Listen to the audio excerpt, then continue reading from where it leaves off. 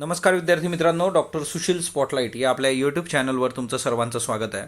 11 मार्च 2021च्या चालू घडामोडींचं विश्लेषण आपण बघणार आहोत. तत्पूर्वी डॉक्टर सुशील स्पॉटलाईटला टेलिग्रामवर फॉलो करण्यासाठी डिस्क्रिप्शनमधली लिंक तुम्ही वापरू शकता.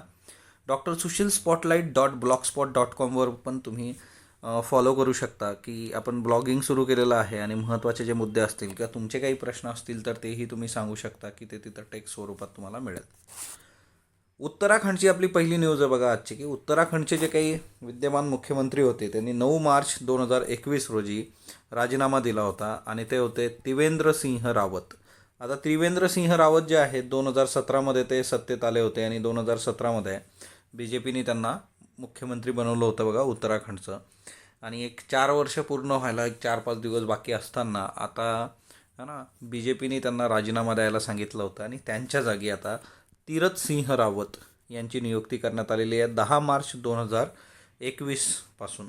सो उत्तराखंडचे आता नवे मुख्यमंत्री जे आहेत ते तीरथ सिंह रावत आहेत. उत्तराखंडमध्ये जर तुम्ही भाजपचं बलाबल बघितलं तर 70 सदस्यांच्या विधानसभेमध्ये 56 आमदार त्यांचे आहेत. आता एकंदरीतच स्पष्ट बहुमत आहे. राज्यपाल बेबी राणी मौर्य यांची भेट घेऊन सत्ता स्थापनेचा दावा आता करण्यात आलेला आहे तीरथसिंह रावत यांच्याद्वारे. तीरथसिंह रावत 2013 ते 15 जे होते ते उत्तराखंडमधले भाजपचे प्रदेशाध्यक्ष होते. 2012 ते 17 चौबट्टा खाल इथले आमदार होते आणि सध्या भाजपाचे राष्ट्रीय सचिव ते आहेत. सो एकंदरीतच तीरथसिंह रावत आणि आता मग ते सगळी जबाबदाऱ्या बाजूला ठेवून मग मुख्यमंत्री म्हणून उत्तराखंडचं काम करतील. पुढची जी न्यूज आहे ती कॅप्टन अनुराग ठाकूर यांच्या संबंधीची आहे. आता कॅप्टन अनुराग ठाकूर, तर अनुराग ठाकूर हे केंद्रीय अर्थमंत्री अनुराग ठाकूरच आहेत बघा, ज्यांना तुम्ही बघत असता बजेटच्या वेळेस. सो एकंदरीतच त्यांना कॅप्टन या पदावर बढती देण्यात आलेली आहे. 10 मार्च 2021 रोजी प्रादेशिक सेना 124 शीख रेजिमेंटमध्ये कॅप्टन या पदावर त्यांची बढती झाली. प्रादेशिक सेना जे आहे टेरिटोरियल आर्मी, त्याला तुम्हीही अप्लाय करू शकता. त्याची एक्झाम असते, बरेचसे स्टुडंट करतात बघा आपले, आणि त्याच्यामध्ये तुम्ही काम करू शकता. सो या पदावर नियुक्त झालेले ते पहिलेच खासदार आहेत. सो हे एक महत्त्वाचं आहे बघा. सो अनुराग सिंह जे आहेत ते या पदावर जाणारे पहिलेच खासदार आहेत. जुलै 2016मध्ये तत्कालीन लष्कर प्रमुख जे आहेत जनरल दरबीर सिंह सुहाग यांनी प्रादेशिक सेनेत लेफ्टनंट म्हणून त्यांची नियुक्ती केली होती आणि आता त्यांना कॅप्टन म्हणून बढती देण्यात आलेली आहे. SSPची परीक्षा उत्तीर्ण झाल्यावर आणि मुलाखत झाल्यावर ठाकूर लष्करात भरती झाले होते. सो पहिलेच खासदार आहेत आणि त्याच्यामुळे ते एक महत्त्वाचं आहे. सो एकंदरीतच हे तुमच्यासमोर बघा अनुराग ठाकूर है ना. So captain Anurag Thakur. फेब्रुवारी 2021चं हे पण काल वाचलं. आजची न्यूज ही एक आहे बघा. पुरस्कार आंतरराष्ट्रीय. अमिताभ बच्चन यांना FIAF पुरस्कार जाहीर झालेला आहे 2021चा. इंटरनॅशनल फेडरेशन ऑफ फिल्म आर्काईव्हतर्फे दरवर्षी FIAF पुरस्कार दिला जातो आणि हिच्यामध्ये जे आहे की अमिताभ बच्चन यांना तो आता जाहीर झालेला आहे 2021चा.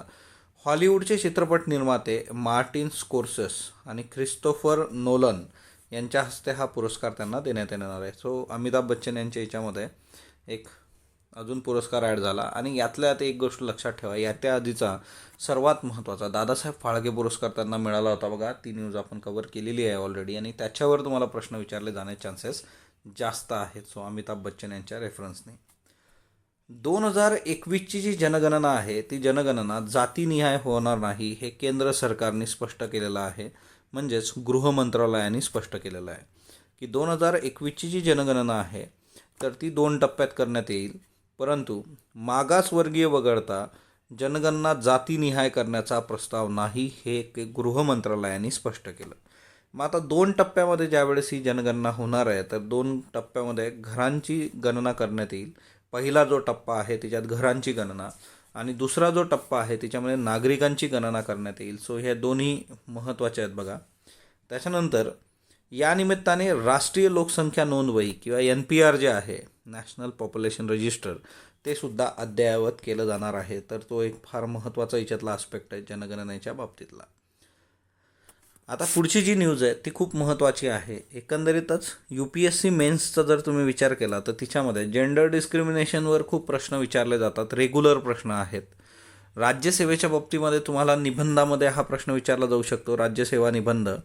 आणि दुसरी महत्त्वाची गोष्ट जी आहे की तुमची जी मुलाखत आहे पर्सनॅलिटी टेस्ट, मग ती UPSC असू देत MPSC असू देत, तिथं हा प्रश्न जेंडर डिस्क्रिमिनेशनचा विचारला जाऊ शकतो.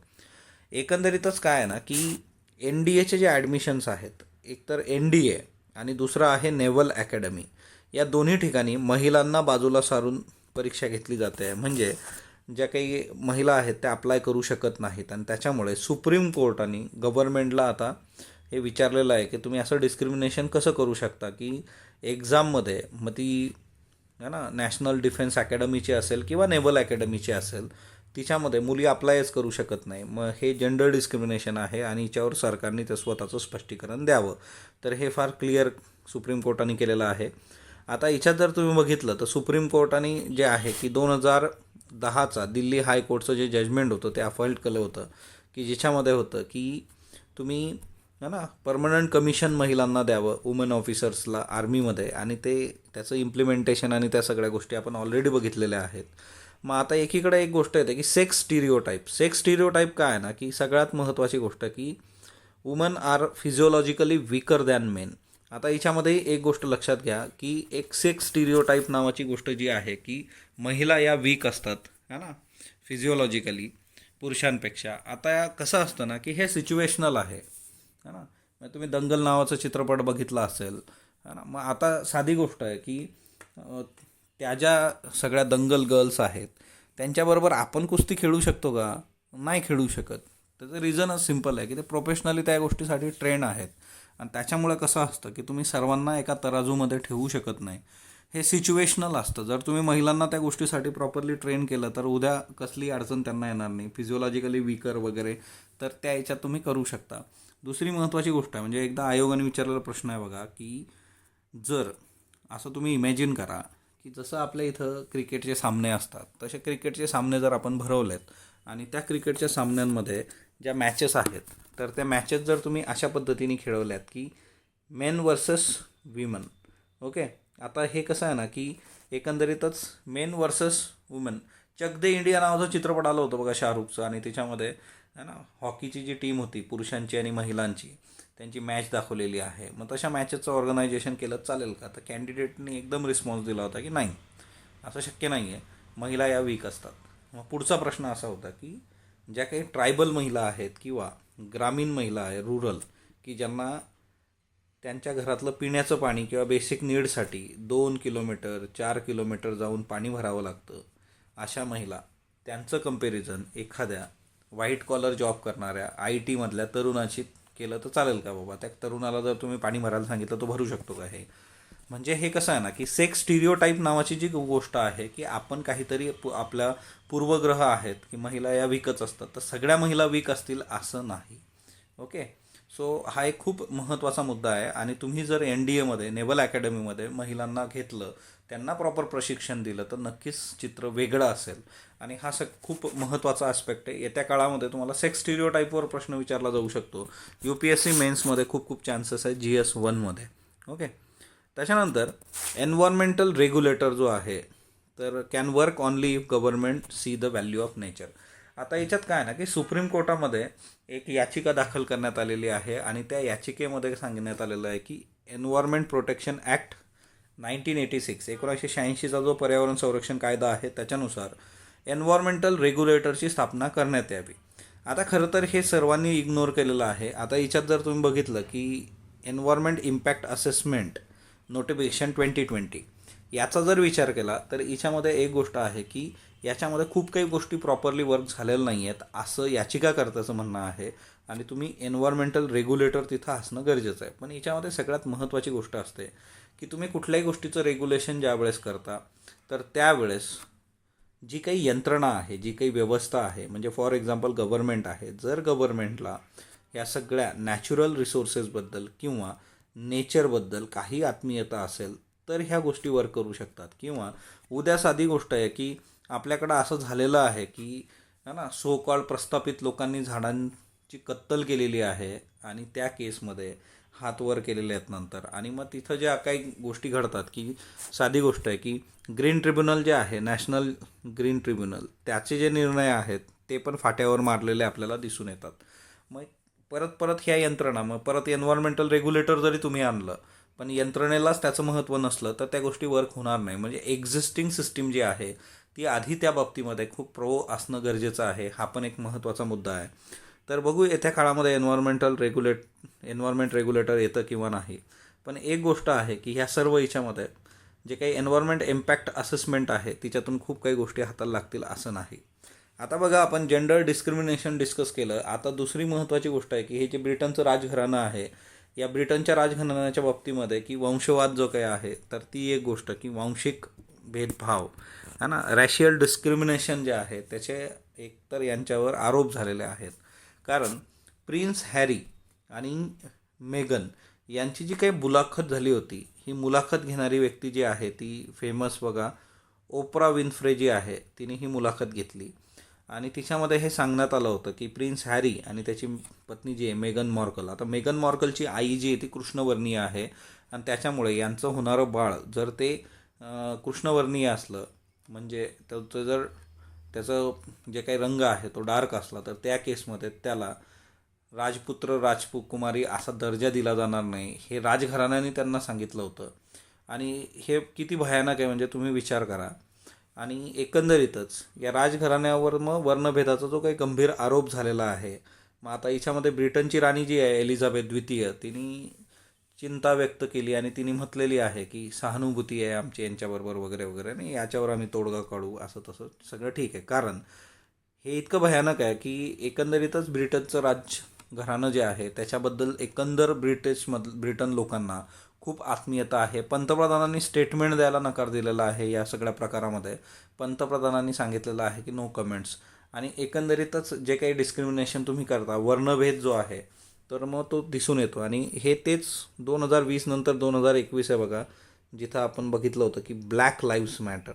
ओके, सो एकंदरीतच ह्या गोष्टी ज्या आहेत तर जग आता पुढं जातं आहे. आपल्याला वाटतं की आपण इतकं आधुनिकतेकडे जातो आहे पण मग ह्या गोष्टी ज्या आहे आणि प्रत्येक वेळेस असं नाही आहे की जी लोकं खूपच मागासलेली आहे, शिक्षण घेतलेलं नाही आहे अशा लोकांमध्येच प्रॉब्लेम आहे.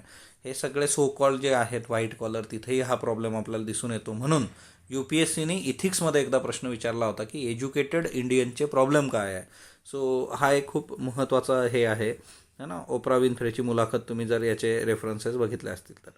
तमिळनाडूमध्ये जवळपास 33% कलंकित आमदार आहेत. म्हणजे असे आमदार जवळपास 33%, 2004 पैकी 68 आमदार ज्यांच्यावर गुन्हे दाखल आहेत. आणि association for democratic reforms ADR यांचा हा रिपोर्ट आहे, असोसिएशन फॉर डेमोक्रेटिक रिफॉर्म्स.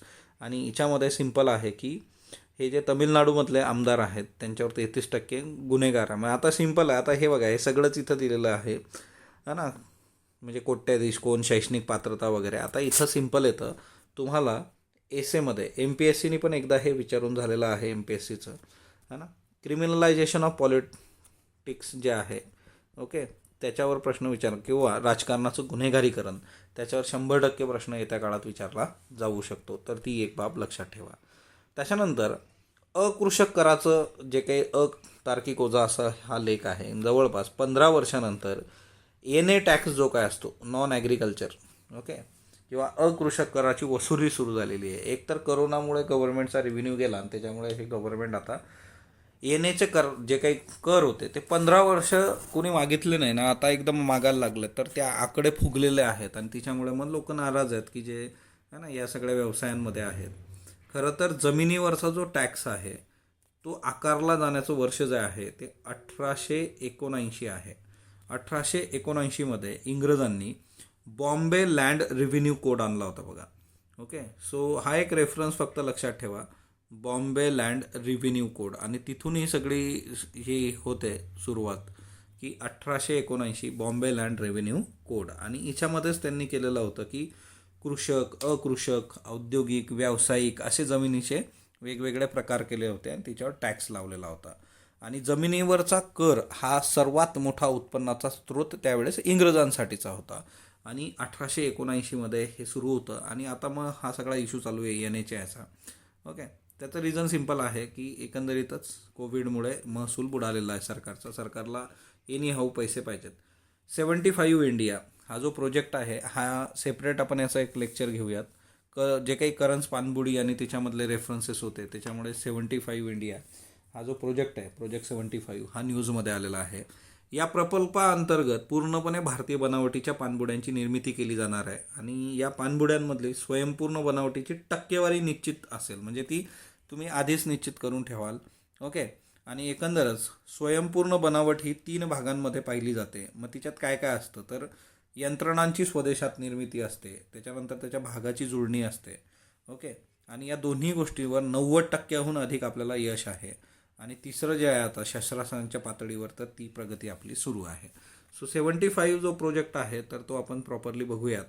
हरियाणाच्या सरकारविरुद्धचा अविश्वास ठराव जो आहे तो नामंजूर झालेला आहे आणि भाजप JJP सरकारविरुद्ध काँग्रेसने जो अविश्वास ठराव मांडला होता. मग आता सिंपल आहे, हे न्यूजमध्ये आल्यानंतर तुम्ही पॉलिटीच्या बुकमधून अविश्वास ठराव जे आहे ते वाचणं गरजेचं आहे. त्याच्यानंतर खाप पंचायत. आता खाप पंचायत मधल्या काळात बरेच न्यूजमध्ये होते बघा. तर मुझफ्फरनगर जे आहे तिथं महिलांना जीन्स आणि पुरुषांना आखूड पॅन्ट किंवा शॉर्ट्स घालण्यास बंदी करण्याचा आदेश उत्तर प्रदेशच्या मुझफ्फरनगर जिल्ह्यातल्या एका खाप पंचायतीने दिलेला आहे. खाप पंचायत म्हणजे काय असतं ना, की ही पॅरलल ज्युडिशियरी असते बघा. पॅरलल ज्युडिशियरी म्हणजे आपली जी काही न्यायव्यवस्था आहे तिला एक समांतर न्यायव्यवस्था. ओके. खाप पंचायत असेल, जात पंचायत असेल, तर ह्या सगळ्या बाबी ज्या आहेत. आणि याच्यामध्ये जो आहे की हा पोशाख जो आहे तो पाश्चिमात्य संस्कृतीचा भाग आहे आणि त्याच्यामुळे लोकांनी पारंपरिक भारतीय कपडे घालावेत असं त्यांनी सांगितलेलं आहे.